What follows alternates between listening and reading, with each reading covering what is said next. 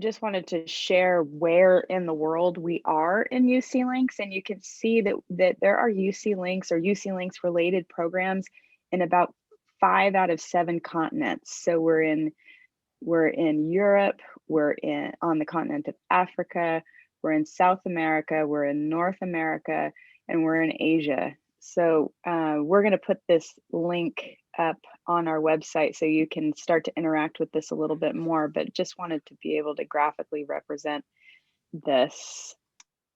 So the challenges, suffices to say that there are huge challenges connected with the pandemic. And then there's also challenges aside from the pandemic, especially one thing that I was hearing a lot from faculty around California this year was, thanks for joining, Linda,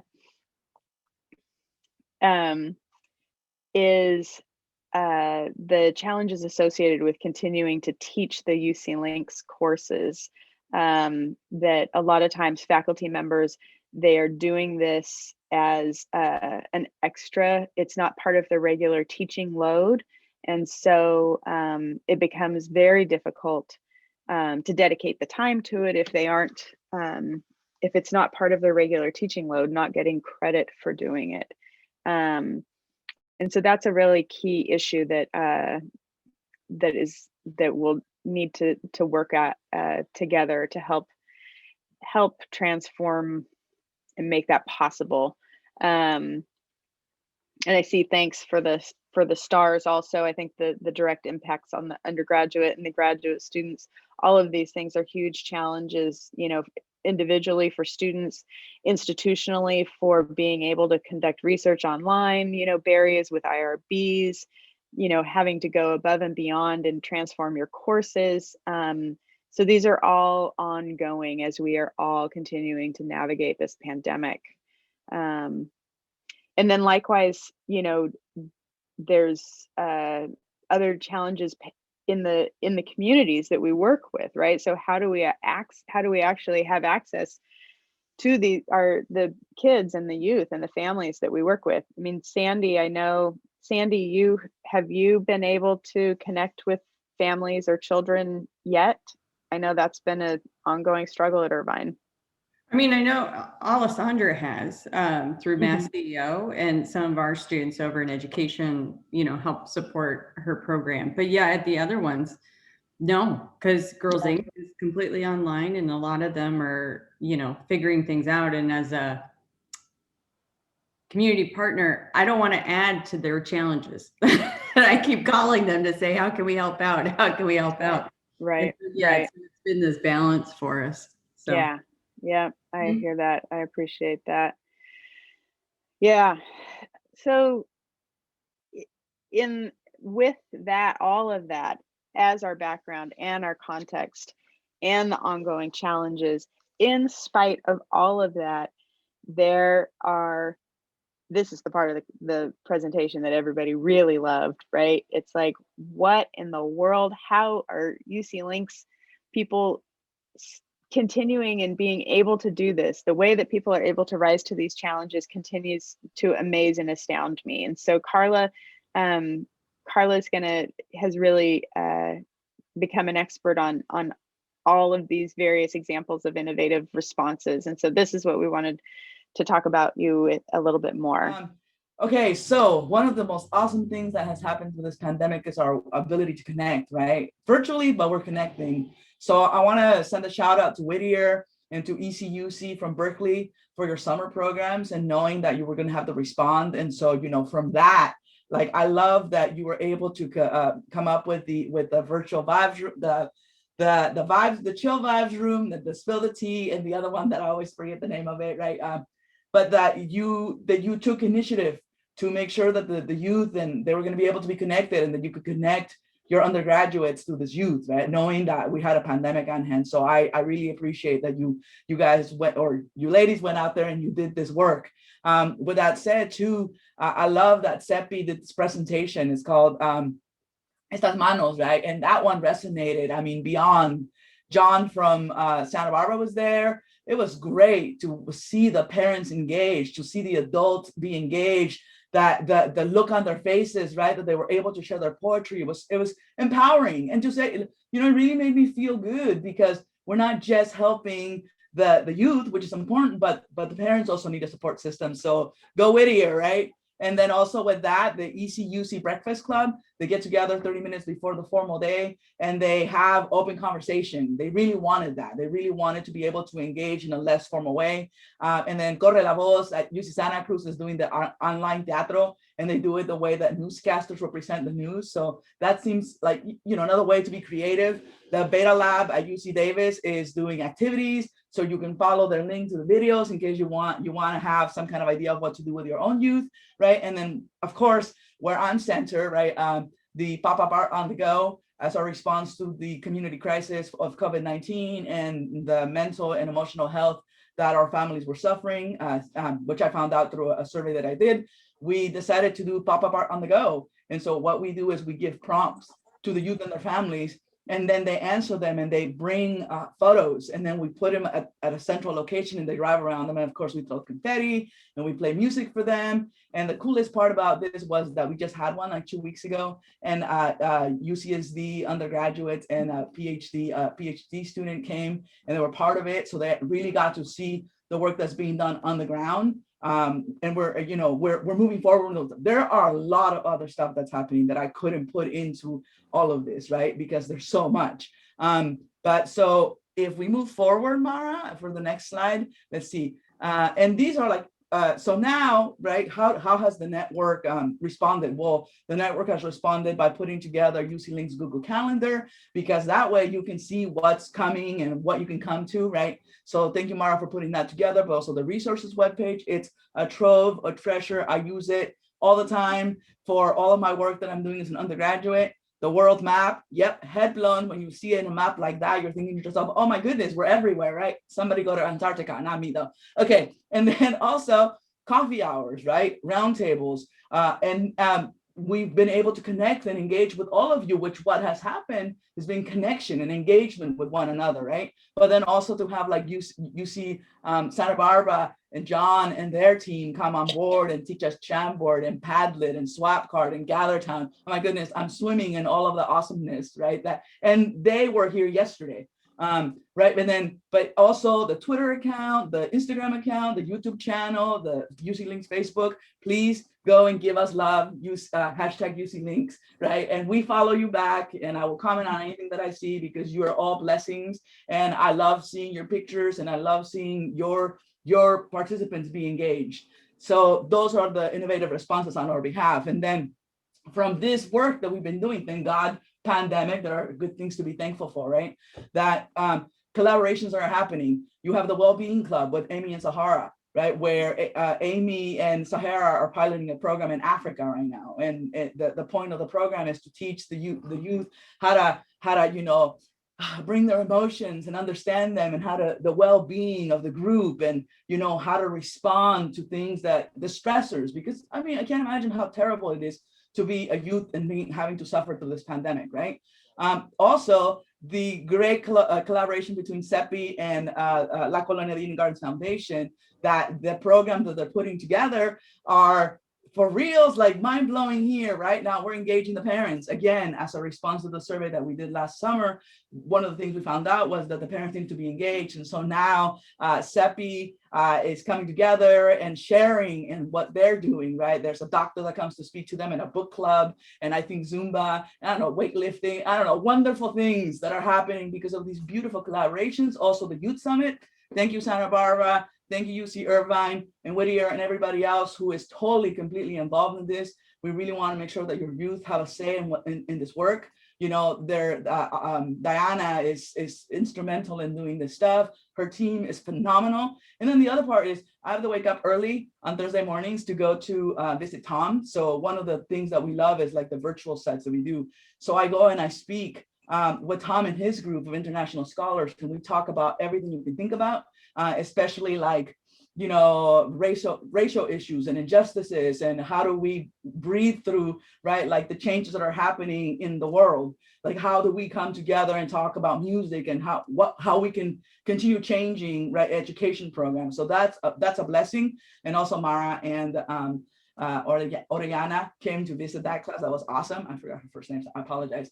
And so, and my favorite part, yes, there you go. And also, like, my favorite part of the work that we're doing in this virtual sites, right? Like, we went to Whittier, we've gone to other well, actually Whittier, I really enjoy going to yours. But one of the highlights for me was going to visit Alessandra's program and speaking to the undergraduates, right? And having them ask me questions.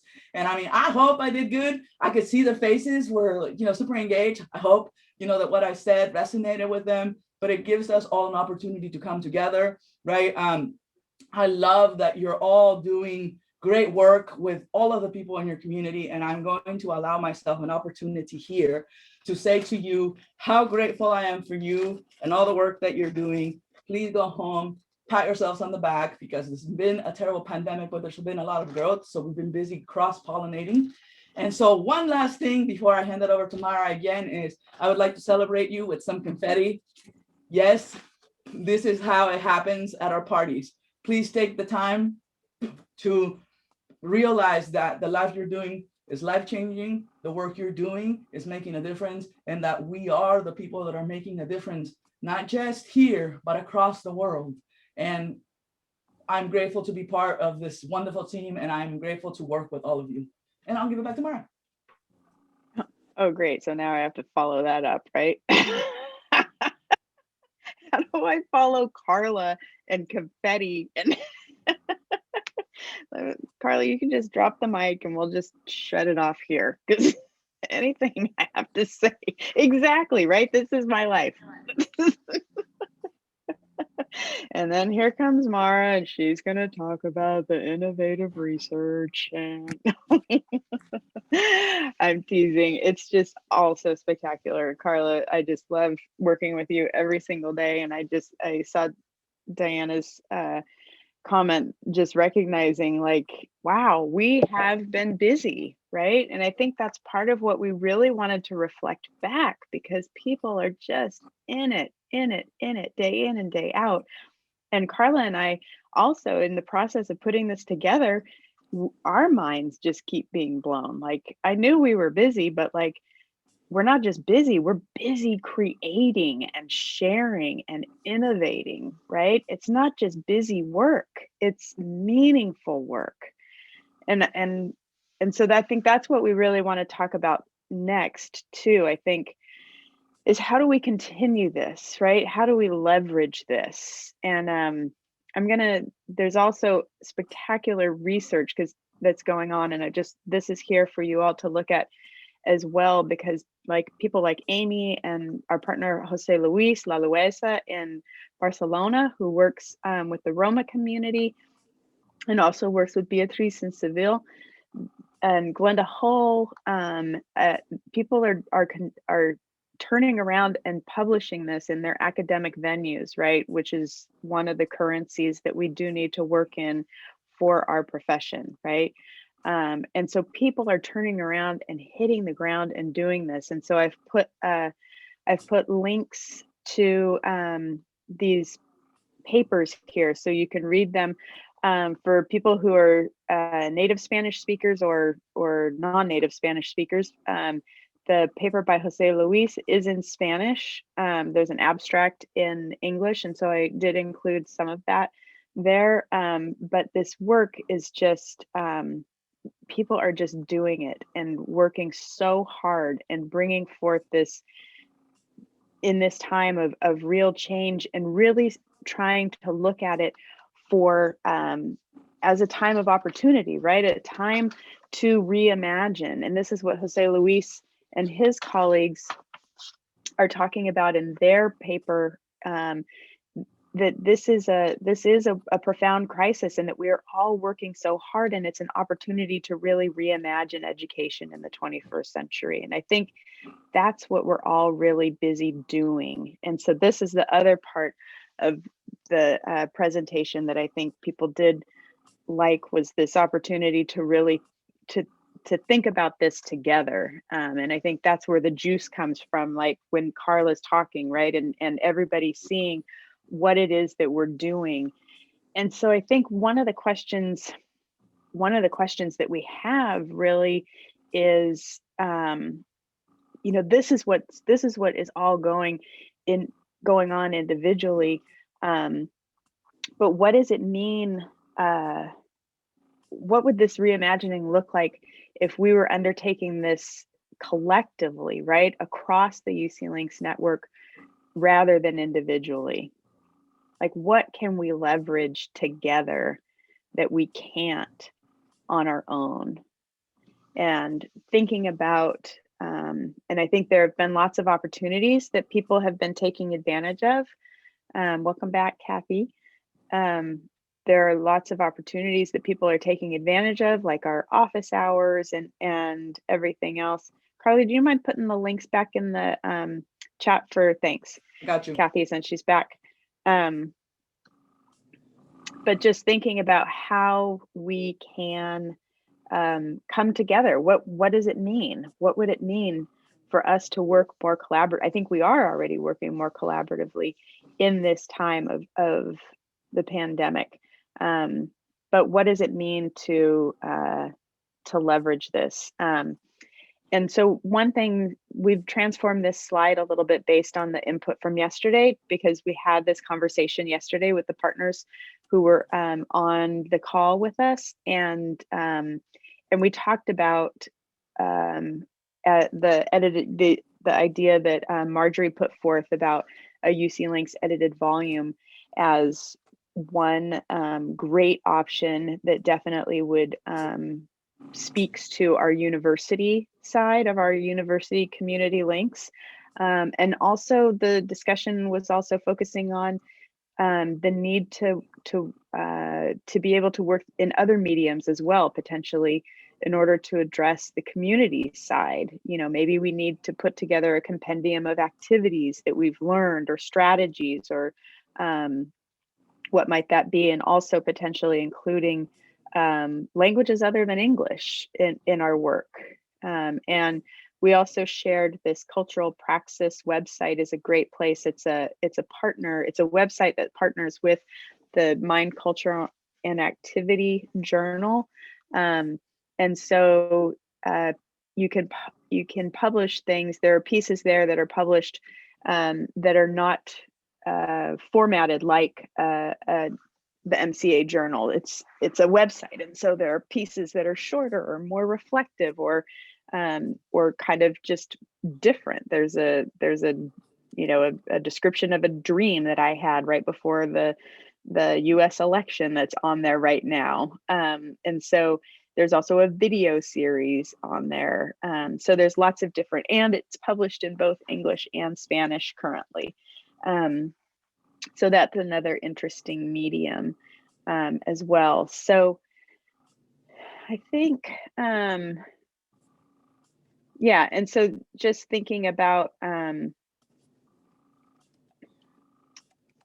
next is, so the going back, to the previous slide, what did this reimagining look like if we're able to undertake this collectively? And then the next idea is kind of how do we further this conversation next? And we have a Padlet there that we started after our last office hours discussion.